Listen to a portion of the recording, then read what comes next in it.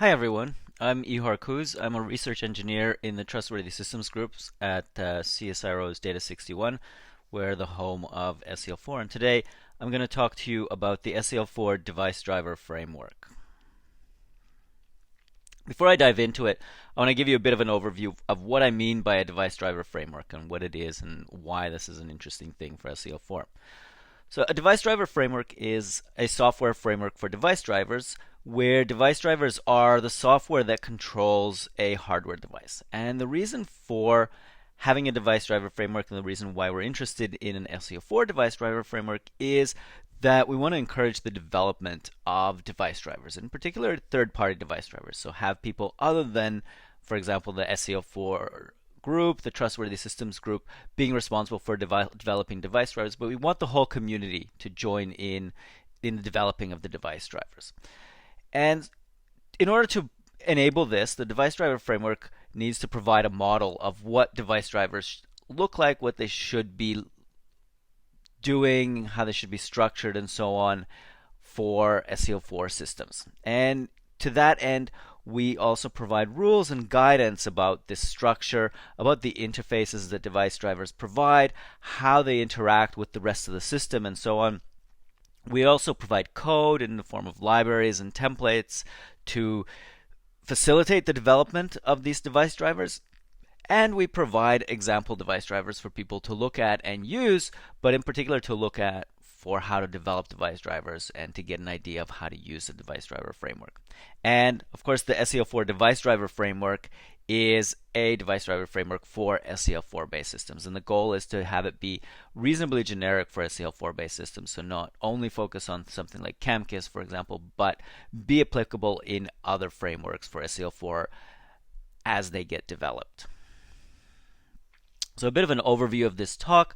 I'm going to start by looking at an example of a device driver. So to get a bit of a feel for what device drivers are, how they work, and what some of the properties are. And then I'm going to dive into the seL4 device driver framework model, and in particular talk about the three views that the model has. So the driver view, the device view, and the system view.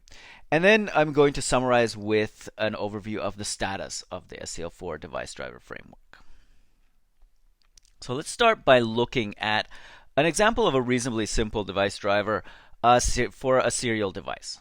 So a serial device, as you know, allows you to send and receive data over a serial connection, typically connected to another computer or a device. So on the left here, we've got an example architecture of a simple system that is using a serial driver. So on the left, we've got an application. Let me point some of this out.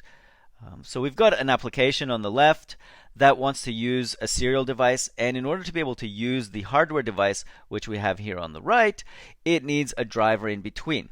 And so the driver is going to translate between a software interface for what a serial device looks like to the software and the hardware interface, which is what the hardware actually provides for a serial device.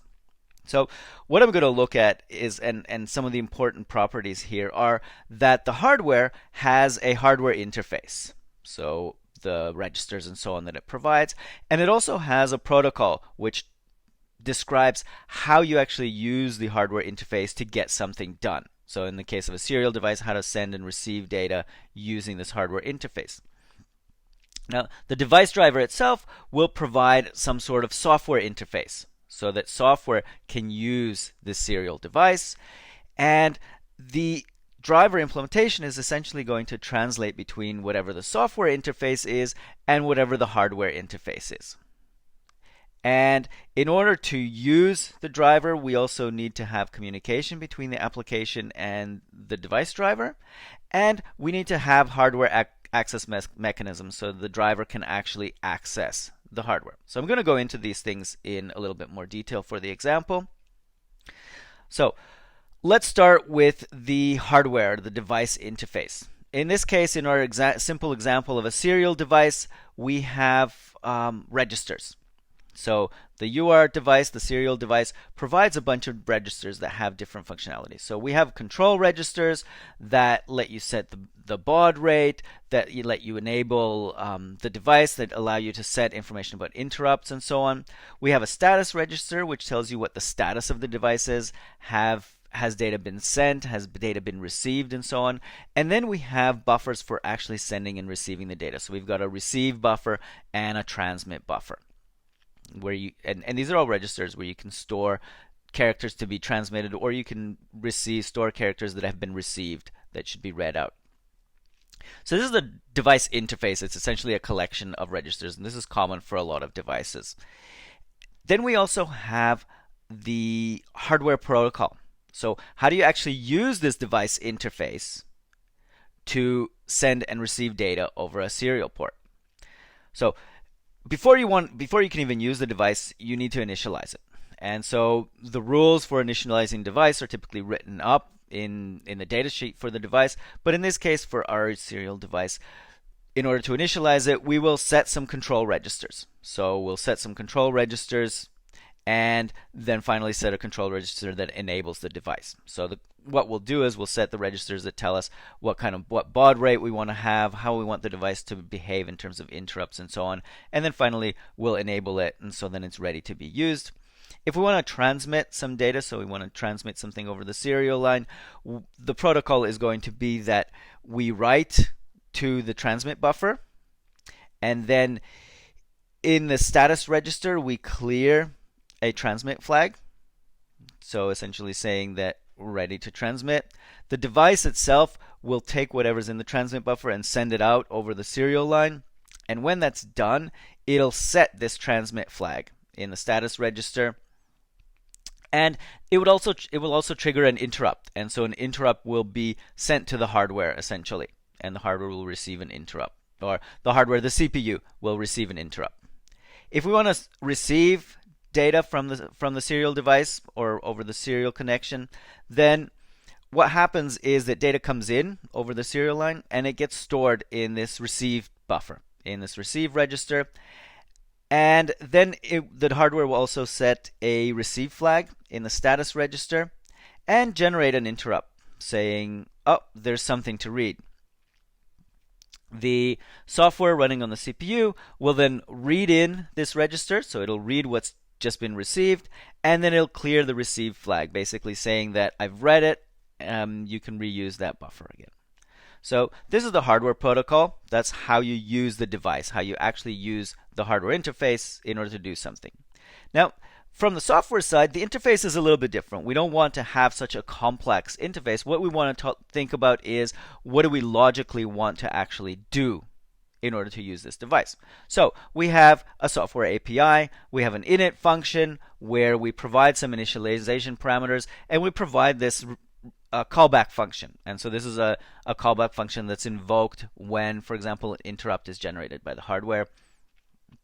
We have two simple functions, which is a getChar function and a putChar function. So the getChar function receives a single character from the device, and the putChar function puts a single character to the device. And the idea is that the getChar gets the characters that have been received by the device, and putChar sends characters out over the serial line. And then we have some kind of convenience functions where we can write more than one character at a time. So we provide a string and we say write that, or we receive a string, and we provide a buffer where to receive a string, and we say how much we want to read, and then we read from the serial device. Implementing the software interface, the putChar interface, well, we use the hardware interface in order to implement that. So we check the status register, make sure that the TX flag is unset, and we write to the TX buff. And so we use this hardware interface in the protocol, and getChar is similar. We check the status register. Once if the RX flag is set, then we read from the receive buffer. And then whenever an interrupt comes in from the hardware, we invoke this receive callback. So typically what will happen is the hardware will do its thing in receiving some data from the serial line. It'll invoke an interrupt.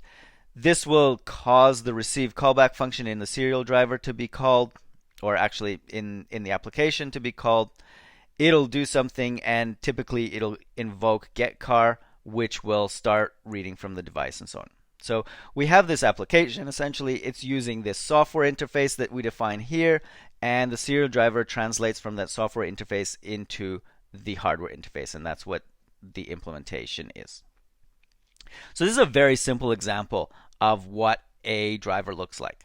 And it's simple, but it's complete enough that it gives us a good idea of how device drivers work, and in particular what the properties are of device drivers in an seL4 type system. So some of the important properties that we get from the example are that we have separate address spaces. So this is to be expected, but we have this separate client and separate driver. And so this means that there need to be communication mechanisms between the application and the driver, as well as appropriate interfaces. So we need a way for the application to communicate with the driver, and we need appropriate interfaces for the application to invoke on the driver. And it also illustrates the hardware access, so some of the complexity of accessing devices. In particular, that hardware access is typically done through memory mapped I/O. So you map these registers, for example, into your address space, and you access them as you would normal memory. And we have interrupts as well. So interrupts are a mechanism that we need to deal with. We need to be able to receive interrupts, and we need to be able to act on the interrupts. And we also, this example doesn't show it, but we typically deal with DMA, direct memory access, where devices can access memory directly without having to write into registers explicitly. And so we can provide devices with memory regions where they can either read from those regions or they can write directly to those regions. And we need to be able to manipulate that, make those regions available, and tell the device drivers which regions to use.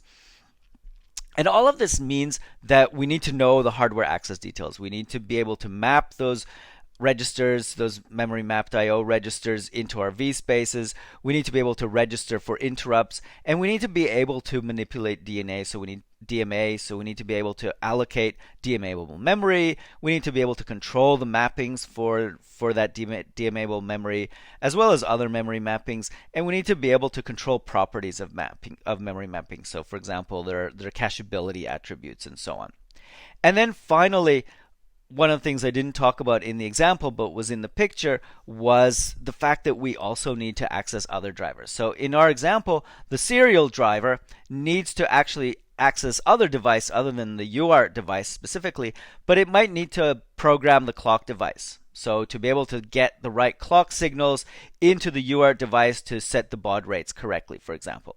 And in order to do that, rather than directly talking to the clock device hardware, it would use another driver to talk to the clock device. And so we see that the serial driver itself is a client for the clock driver. So we can have drivers using other drivers as well. And so we need to enable this access to other drivers. We need to allow the serial driver to be able to find the other drivers, as well as to be able to connect to the other drivers and use those other drivers.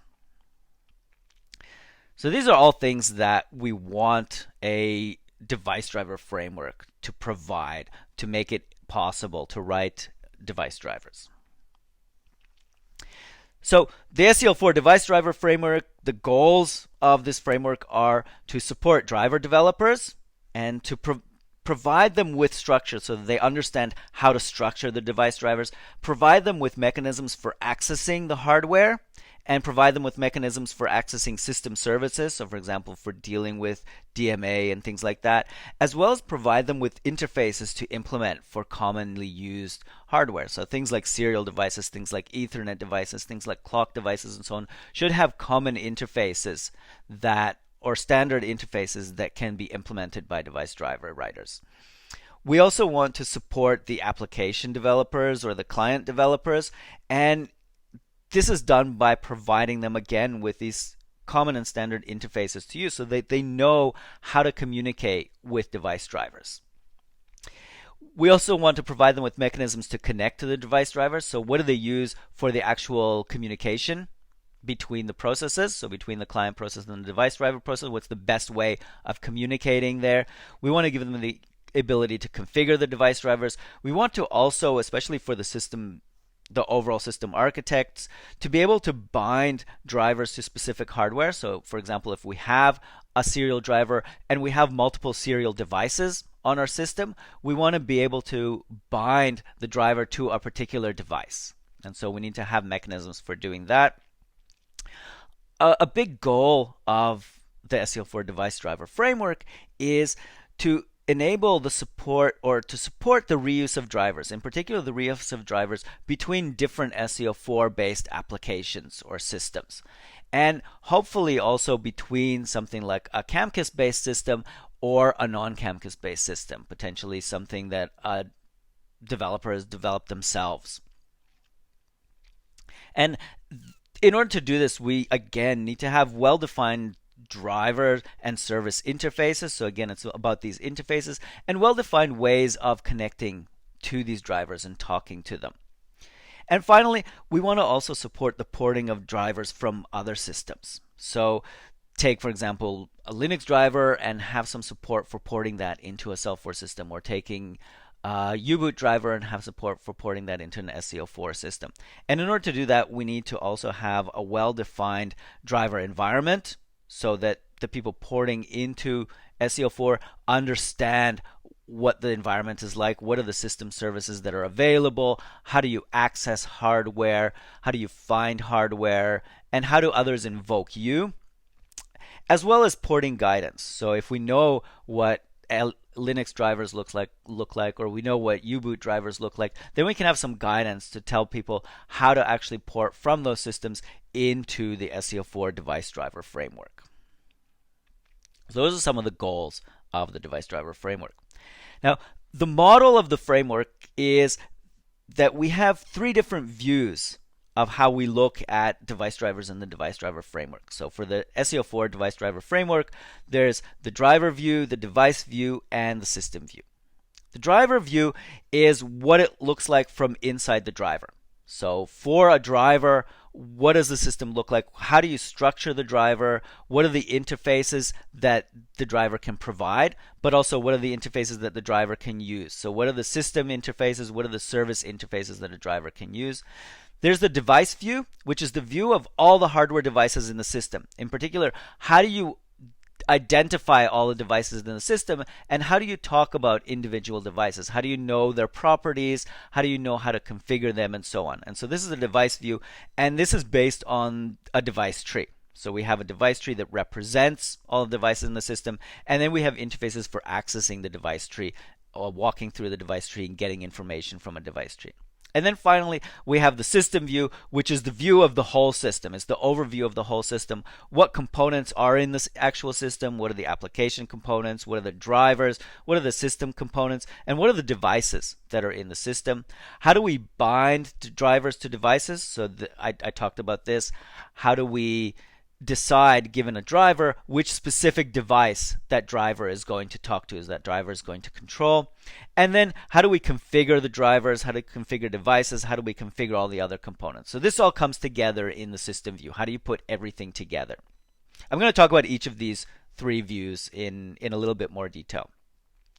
So the driver view, the important thing here is the structure. What does a driver look like in the seL4 device driver framework? So I have a picture here of what a driver looks like. And starting with the right hand side, we've got the hardware itself. So we've got a device here. Then, and in the big picture, we've got the driver. So we've got a software component that represents the driver. And as I said, the driver translates between a software interface and a hardware interface. And then we've got our client here. So the client wants to use a driver. So going into a little bit more detail, let's start at the client. We've got some client code that wants to use a driver. Now, in order to access the driver itself, it needs to have some sort of interface adapter. So there's a software interface that the client invokes, and that software interface is translated into communication between these two processes. So we have some seL4 specific communication, and that can be IPC, that can be shared memory, that can be using seL4 notifications, or any combinations of those. Now, this communication is received by the driver component, let's call it component, and there is a implementation of that remote driver interface that the driver component implements. And this remote driver implementation invokes a local driver implementation. Now, the local driver implementation is the part that actually does the work of accessing the hardware. And so this is where the translation from a software interface to a hardware interface occurs. And so the local driver implementation accesses the hardware and does the appropriate invokes the appropriate hardware protocol and accesses the appropriate hardware mechanisms for communicating with the device, and so causes it to do something. I have these bits in blue here, and the bits in blue are the parts that are provided by the seL4 device driver framework, and the bits in white aren't. So obviously the client code is specific to an application, but we also have this local driver implementation.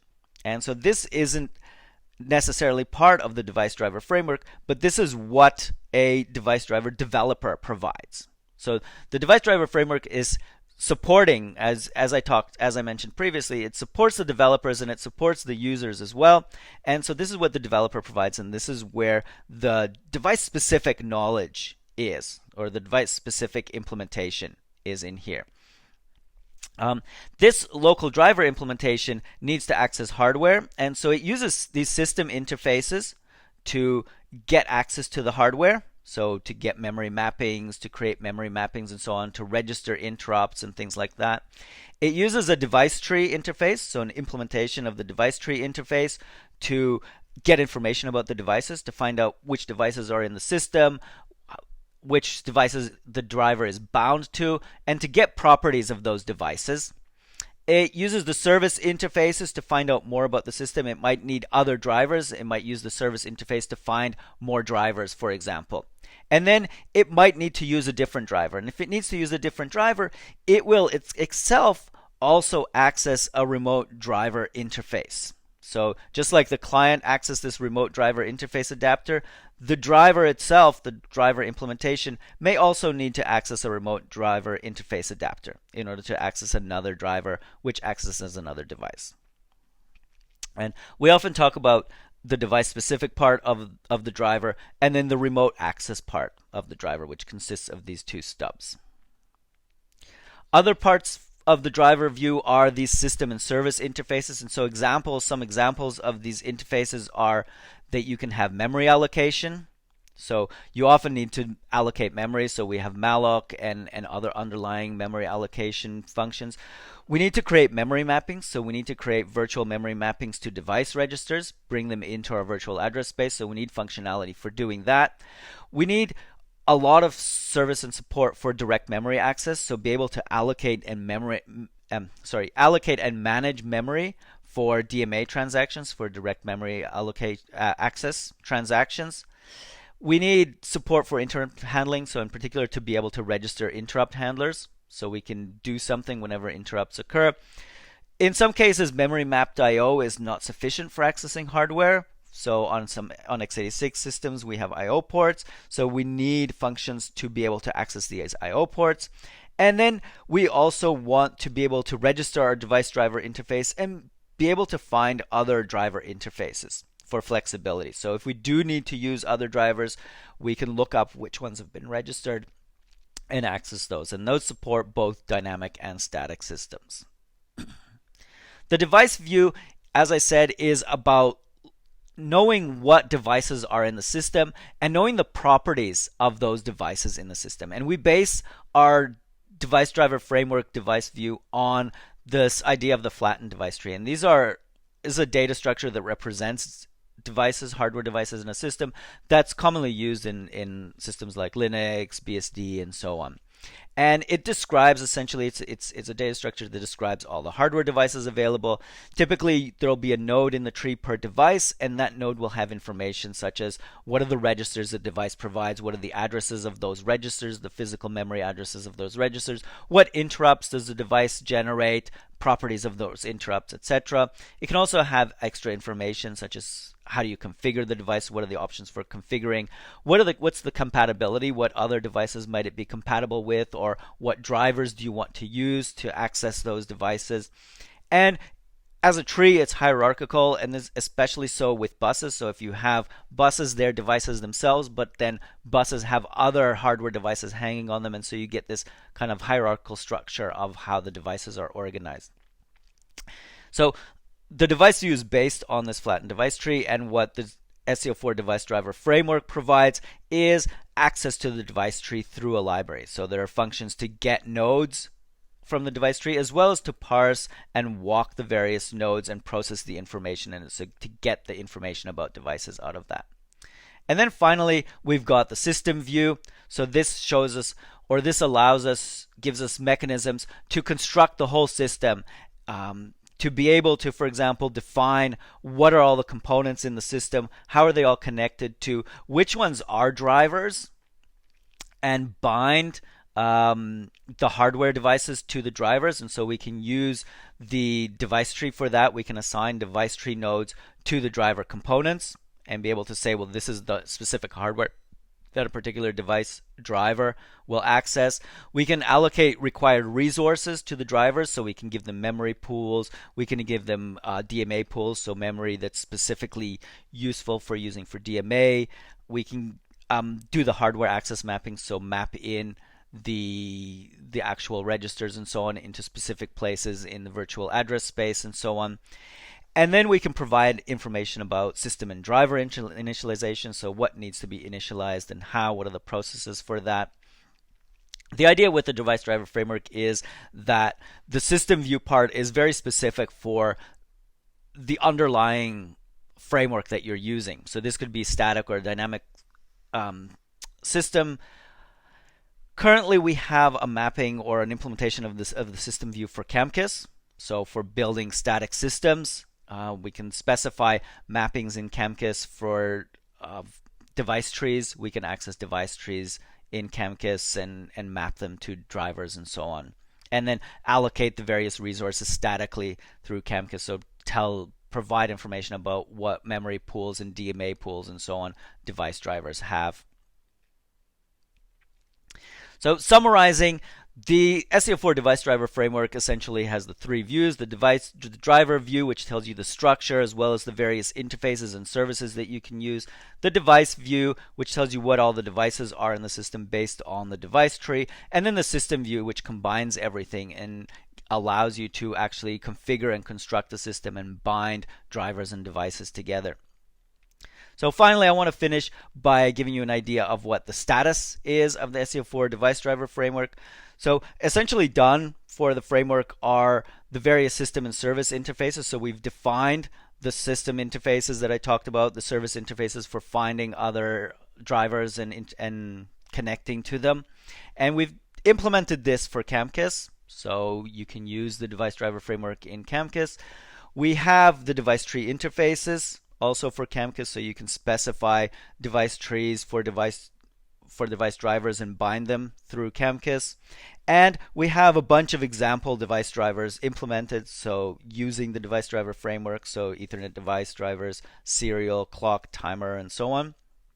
Things that are still in progress for the device driver framework are documentation. So we've written a pretty extensive report on the device driver framework, and we need to make that available on the doc side as well as in GitHub together with the actual code. We are working on improving performance for the device driver framework, in particular evaluating the device driver framework and the various devices that we implement using that and putting them in real situations, in real scenarios where they're used, evaluating the performance of that and optimizing the performance of that so that we get the best mechanisms for use with device drivers. And we're working on examples. So we have a reasonably extensive networking example. We have several network stacks that use device drivers from the device driver framework. We have some example applications using those, and we're currently looking at performance of those, so doing a lot of performance evaluation and tests and optimizing that. So any kind of issues that we find, we work on fixing those. So that was my talk in introducing the device driver framework. Hopefully that was useful, and you can start going out, looking up the device driver framework, and start to develop device drivers using that. Thank you.